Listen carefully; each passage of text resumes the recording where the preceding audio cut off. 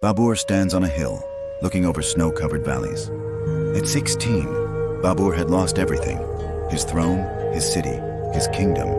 But ambition still burned in his heart. He carried the blood of Timur, the great conqueror, and Genghis Khan, the legendary Mongol. Destiny whispered, "Greatness awaits." Stories of Timur's victories filled Babur's childhood. Armies marching, cities conquered, empires forged. But unlike his ancestor, Babur had lost his kingdom. Every conquest had been followed by defeat. Yet he dreamed. He studied every battle, every maneuver, every victory. He believed greatness is not inherited, it is earned. Exile taught him patience, planning, and the importance of loyal men over numbers. At 17, Babur set out to reclaim Samarkand.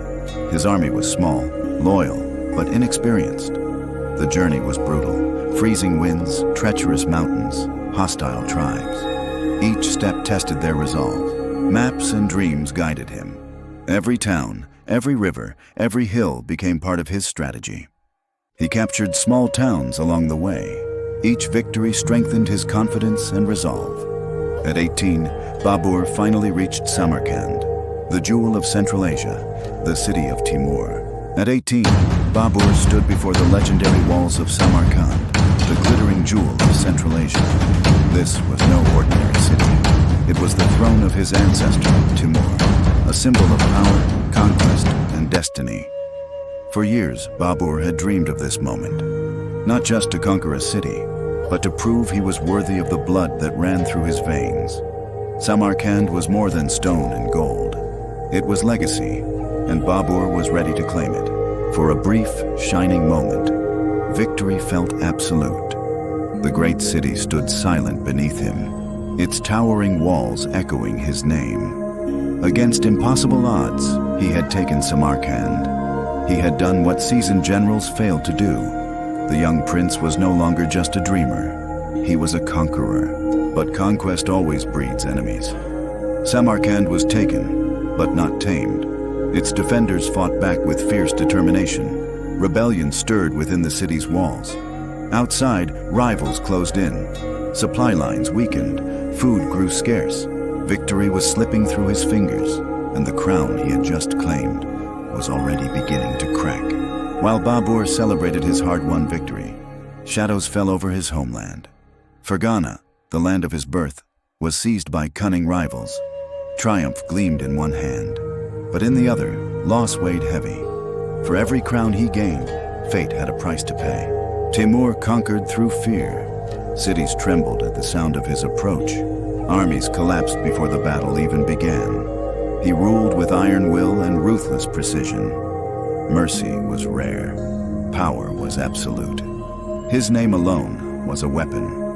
And generations later, a young descendant would carry the weight of that terrifying legacy.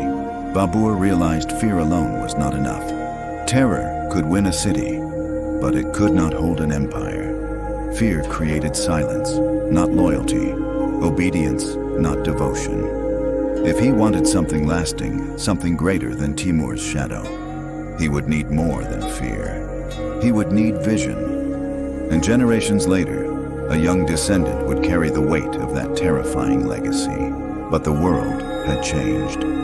No longer could kingdoms be won by sword alone. Borders shifted with every alliance, every betrayal. New powers were rising. Old empires were weakening. Babur saw it all clearly. To survive, he would have to adapt, or be lost to history. Gunpowder was transforming warfare. Cannons roared where arrows once ruled. Walls that had withstood generations now crumbled in moments. Armies armed with muskets could topple kings. Strategy and timing mattered as much as courage. The battlefield had changed forever, and Babur would need to master this new power to claim his destiny. Babur studied new tactics. He watched armies move like living chessboards, learning how to combine cavalry, infantry, and artillery. He practiced maneuvers, calculated angles, anticipated enemy moves. Every battle became a lesson.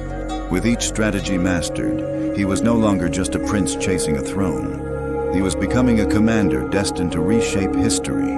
He understood that legacy must evolve. The conquests of his ancestors were built on fear and brute force. But the world demanded more. To leave a mark that would endure, he would need vision, strategy, and the loyalty of his people. Babur realized, an empire is not won by birthright alone. It is built carefully, step by step. But within months, Samarkand slipped from his hands. The city he had fought for so fiercely now resisted him at every turn. Walls that once trembled beneath his army's assault now stood defiant. Allies turned away. Rivals advanced. Supplies dwindled. Victory, so sweet for a moment, vanished like smoke. And once again, the young prince faced the bitter taste of loss. Babur became a wanderer, a descendant of conquerors sleeping in mountains, a king with no kingdom. For years he would attempt to reclaim Samarkand. He would win it back briefly, only to lose it again. Each failure hardened him. Each betrayal sharpened his political instincts. In his memoirs, later known as the Baburnama, Babur did not write like a defeated man. He wrote like someone studying his own fall. He began to understand something crucial. Perhaps he was chasing the wrong dream. To the south lay a different land, a divided land, a wealthy land, a land ruled by a fragile sultan, Hindustan. If Central Asia would not give him Timur's empire, he would build a new one, not in Samarkand, but in India. And in 1526, on the plains of Panipat, Babur would make a gamble that would change history forever. The boy who failed in Central Asia was about to conquer a continent,